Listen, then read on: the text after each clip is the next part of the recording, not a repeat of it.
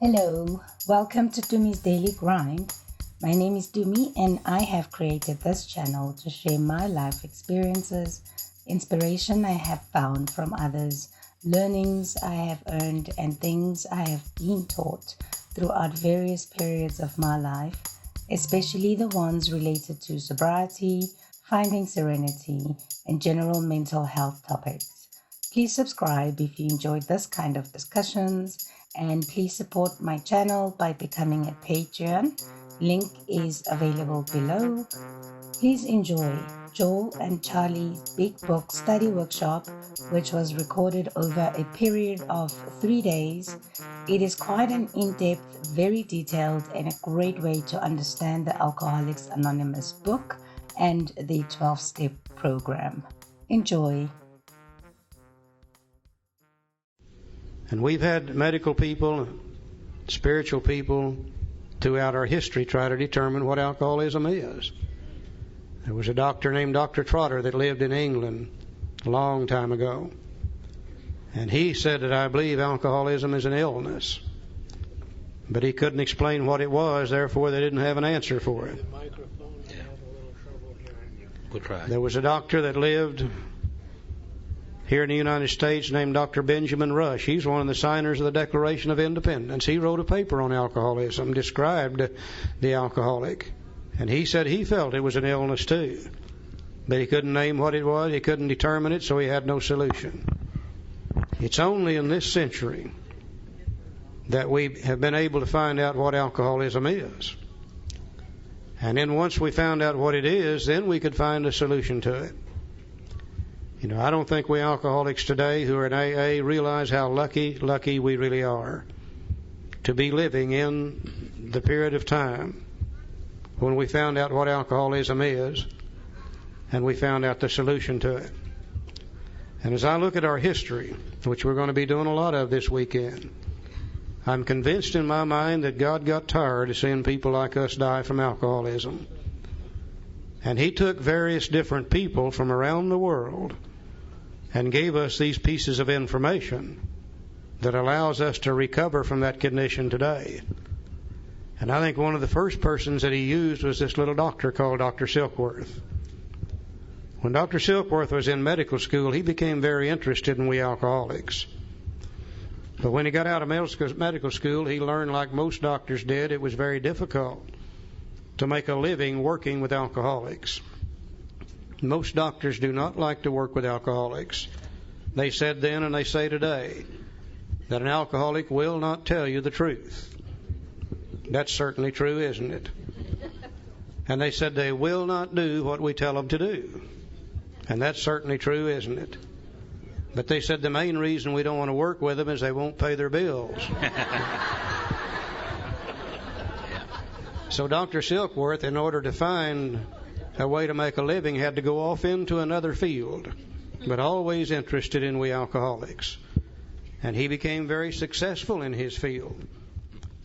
But in the late 1930s or 1920s, we had, of course, the great stock market crash. And Silky had everything he owned invested in the stock market. And he lost it just like everybody else did. Lost the good job he had. And he had to find a job somewhere. And Charlie Towns from the Towns Hospital, who Silky had met before through his interest in alcoholics, offered him a job. And said, why don't you come to work here and I'll pay you $30 a week in room and board. And you can help me in working with other alcoholics or working with alcoholics. So Silky went to work in the Towns Hospital in 1930. And he began to work with people like us, and he began to see us come into the hospital. Terrible, terrible physical and mental condition.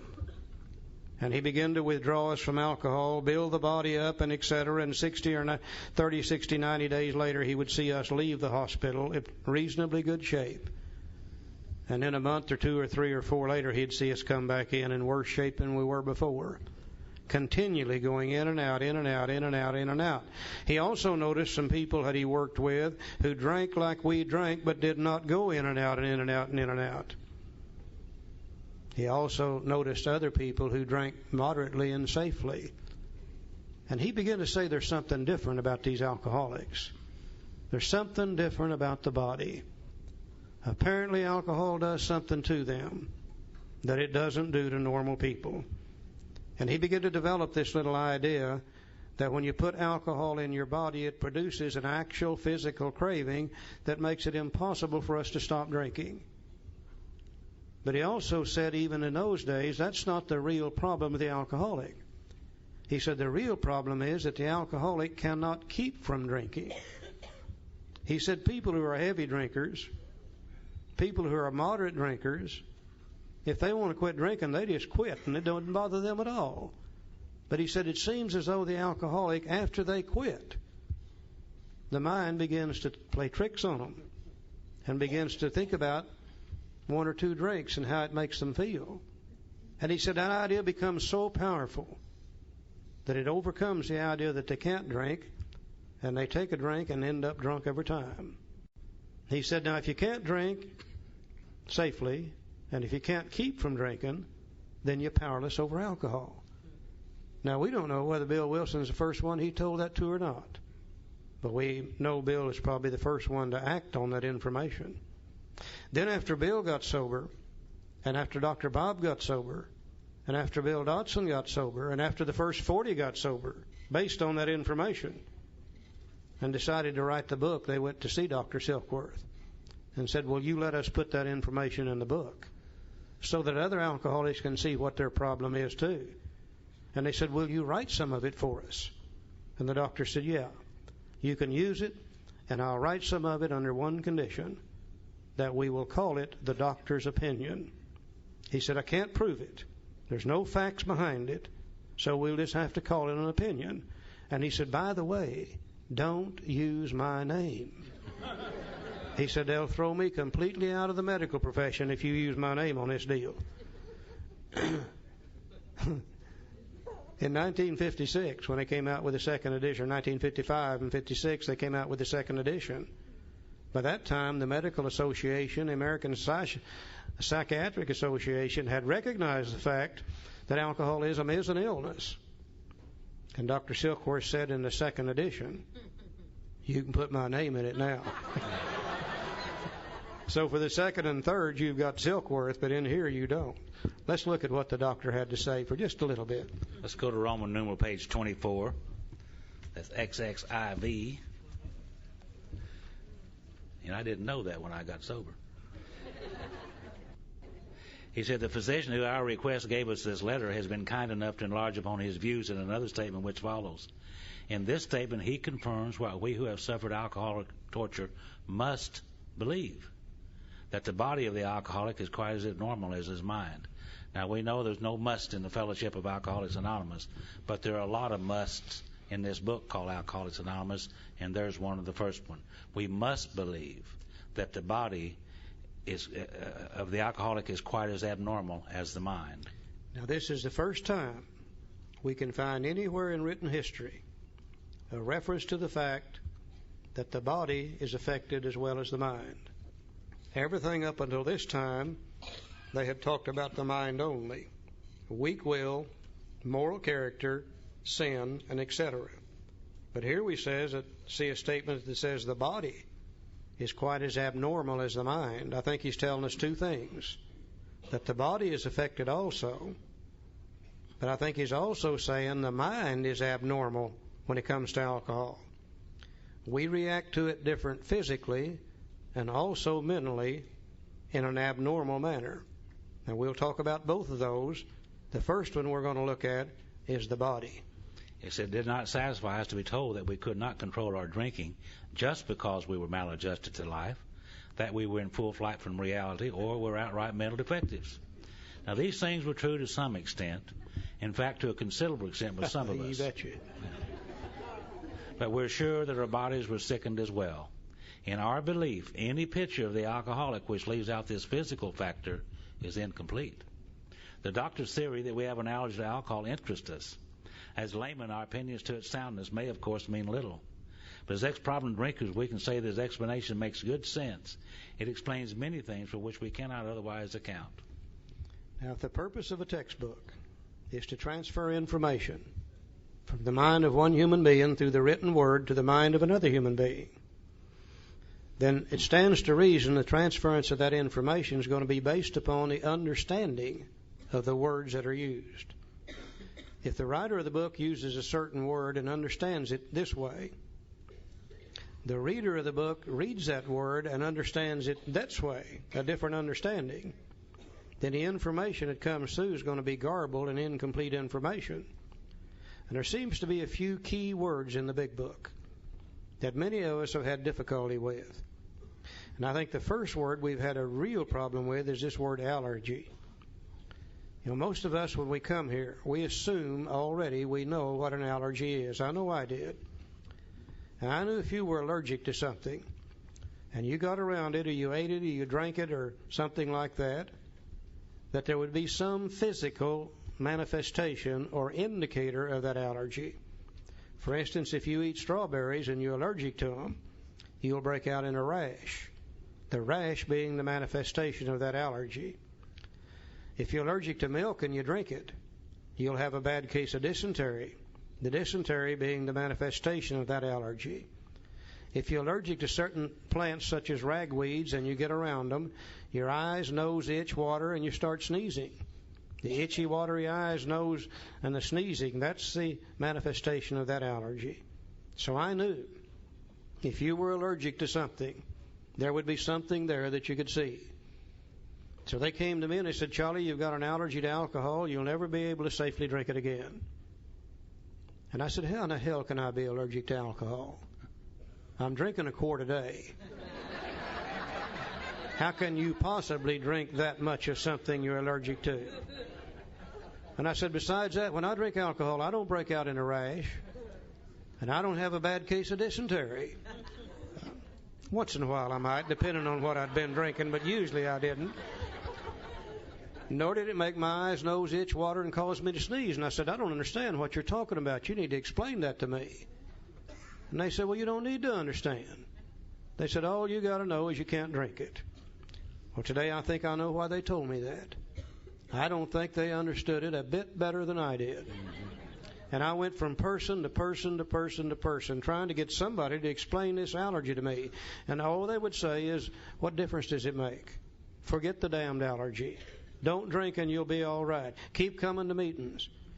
Now, if you're an alcoholic like I am, with a keen intellectual alcoholic mind, and you get a question like that dangling out here in front of you, if you don't get the answer to it, sooner or later it's going to drive you out of your mind. And one day, in sheer desperation, I went to a source of information that has never failed me since that time. I went to the dictionary. And I looked up the word allergy, and I found several different definitions of it, the way you do with any word, depending on how you use it. But I think I found the one that fit me exactly. When it said an allergy is an abnormal reaction to any food, beverage, or substance of any kind. And an abnormal reaction. So I began to look back over my drinking history to see where I was abnormal. And to my amazement, I found out I don't know what's normal and what's abnormal. The only thing I knew about drinking is the way I drank. And the way those people drank who drank with me. And if they didn't drink like I did, we didn't drink together. So to find out what's normal, to see if I'm abnormal, I have to go to the normal, social, temperate, moderate drinker. Those who drink alcohol and do not get in trouble with it. And I asked them to describe to me how they feel when they take a drink. And they said, well, we come home from work, tired, tense, wrought up from the day's work. We can have a couple of drinks before dinner. We begin to get a relaxing, comfortable feeling. We'll go ahead and have dinner. And we probably won't drink anymore that night. Well, I don't feel that way when I drink alcohol. Whenever I take a drink of alcohol, it passes over my lips. My lips begin to tingle immediately. Hits my teeth and they kind of chatter up and down. Strikes my tongue and I can feel it begin to grow and expand and swell. Hits my cheeks and they kind of flutter in and out. At the same time, it's passing through my sinus cavities up into my forehead, and I begin to get a feeling up here in my forehead which is absolutely, indescribably wonderful. Now, I hadn't even swallowed the damn stuff yet. I just got it in my mouth. When I swallow that alcohol, it starts down through my esophagus. Great things begin to take place. The first thing that happens is my chest begins to grow and expand and gets bigger and bigger. Hits my stomach and just literally explodes like a bomb. Immediately I feel it racing through my arms, and they get longer and longer. Hits my hands and fingers, and they begin to tingle and vibrate.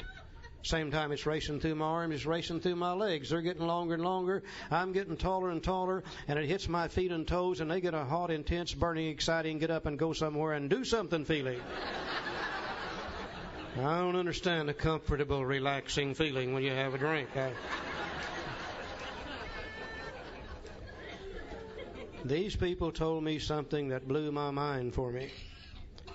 They said, Charlie, whenever we have a couple of drinks, we begin to experience a feeling of a feeling of dizziness, a feeling of being out of control. And they said, we don't like that feeling. Therefore, 1 or 2 drinks is all we want to drink. How many times have you and I tried to get them to drink more, and they say, oh, no, I feel this already. Mm-hmm. Or no, this is making me dizzy. I don't want any more. Well, today I realize that's the normal reaction to alcohol. You see, for most people, when they put alcohol in the system, it hits the stomach, it immediately goes into the bloodstream, immediately goes to the brain. And for a normal drinker, it acts as a downer. It's a sedative. It is supposed to give them a slightly tipsy, out-of-control feeling. Now, when it goes into my stomach, into my bloodstream, into my brain, instead of me getting a slightly tipsy, out-of-control feeling, alcohol for me acts as an upper. It's a stimulant. And my brain gets a very exciting, in-control feeling. They have 2 drinks and they want to go to bed. I have 2 drinks and by God, I want to go to town immediately. So I react to it differently mentally. And another thing they told me is that when we have a couple of drinks, not only we get a slightly tipsy, out-of-control feeling, they said we begin to experience a feeling of nausea. And they said we don't like that feeling. And therefore 1 or 2 drinks is all we want to take. How many times have you tried to get them to drink more, and they say, oh, no, this is making me sick. I don't want any more of it. That's the normal reaction to alcohol. Alcohol is a toxic substance, a destroyer of human tissue. When you put it in your body, your mind and your body is supposed to react to it with nausea and say, puke it up and get it out of here. When I put it in my body, instead of my body experience a feeling of nausea, my body experiences an actual physical craving which demands more of the same. Their body said, puke it up. Mine said, put some more in here. So not only do I react to it differently mentally, but I also react to it differently physically. Now, the only difference between normal and abnormal is what do the majority of the people do. If the majority, 9 out of 10, react that way, 1 out of 10 reacts the way I do, then my reaction is considered to be abnormal. Therefore, I'm considered to be allergic to alcohol. You can't see it. You can only feel it. And only alcoholics feel it. You see, I kept looking for the rash. I kept looking for the dysentery. No, you don't see our allergy. You feel it. And only we alcoholics feel it. Joe? Charlie said you can get in trouble going to town. You know, that's the trouble with trouble. It always starts off with fun, isn't it? How many of you ever went out to get drunk and to get into trouble? Now we'll go out and, get drunk and have a little fun. And that's the trouble with trouble. It always starts out as fun. At least that's the way it did with me. So go ahead. I just love to watch normal, social, temperate, moderate drinkers. Fascinating to watch them. Saw one on the airplane yesterday. Yeah, he ordered a drink, got him a mixer with it, and he put his mixer in this glass with ice in it, poured his little bottle in there, and they buy a little bitty bottle on airplanes. I think it cost them $4 today, and hell, there's not a drink in that bottle, period, but anyhow, that's what they get. And he poured it in there, and then he took a little stick, and he went through a stirring ceremony. I don't know much about stirring when it comes to drinking, but he stirred and he stirred and he stirred. And after a while, he laid his little stick down. And you know what he did then? He picked up his magazine and started reading his damn magazine. I'm sitting there watching him saying, drink the damn stuff. What the hell did you get it for? That's what we call alcohol abuse. Now, that may be normal, but I call that sick to drink like that. So I think I'll read this again. It said the doctor's theory they have an allergy to alcohol interests us. As laymen, our opinions to its soundness may, of course, mean little. But as ex-problem drinkers, we can say that the explanation makes good sense. It explains many things for which we cannot otherwise account. And the explanation of this explains many things which I couldn't otherwise account. It explained to me why I would go down by the bar with every intention of having two. The next thing I know, it's midnight or 1 or 2 or 3 o'clock in the morning or the next day or the next week, and I wonder, well, what in the hell happened? I just went down there to drink too. Well, this idea about this allergy to alcohol interested me. It explained many things which I couldn't otherwise account. Now let's go to Roman numeral page 26. A good textbook will never tell you anything, but what it doesn't give you more information to back it up.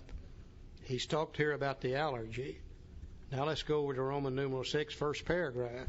Let's expand on that just a little bit. He said, we believe, and so suggested a few years ago, that the action of alcohol on these chronic alcoholics is a manifestation of an allergy. I used to hate that word, and they called me chronic alcoholic. I hated it. Don't particularly like it today. But I found out, too, that chronic just means something that you do over and over and over. So therefore, I was a chronic drinker or a chronic alcoholic. And it is a manifestation of an allergy. And that the phenomenon of craving is limited to this class and never occurs in the average temperate drinker. These allergic types can never safely use alcohol in any form at all. And once having formed the habit and found they cannot break it, once having lost their self-confidence to reliance upon things human, their problems pile up on them and become astonishingly difficult to solve. You know, this manifestation analogy that Charlie talked about, the phenomenon of craving, after we take the few drinks. And we don't have the craving before we take a few drinks. It's only after we take a few drinks that the phenomenon of craving develops, and then we have to have more and more and more. And only alcoholics have that. Non-alcoholics do not crave alcohol after they take a drink. They just don't. They get all they want to drink every time they drink, which is 2 or 3 maybe. And that's all they want, because they don't have this phenomenon of craving that alcoholics have. The action of strawberries on one who's allergic to strawberries is manifested by a rash. The action of milk on one who's allergic to milk is manifested by dysentery. The action of ragweeds on one who is allergic to ragweeds is manifested by itchy, watery eyes, sneezing, and etc. The action of alcohol on one who's allergic to alcohol is manifested by, and he refers to it as the phenomenon of craving. He uses the word phenomenon because he didn't understand it. So what it is, it's manifested by an actual physical craving in the body that demands more of the same after we once started.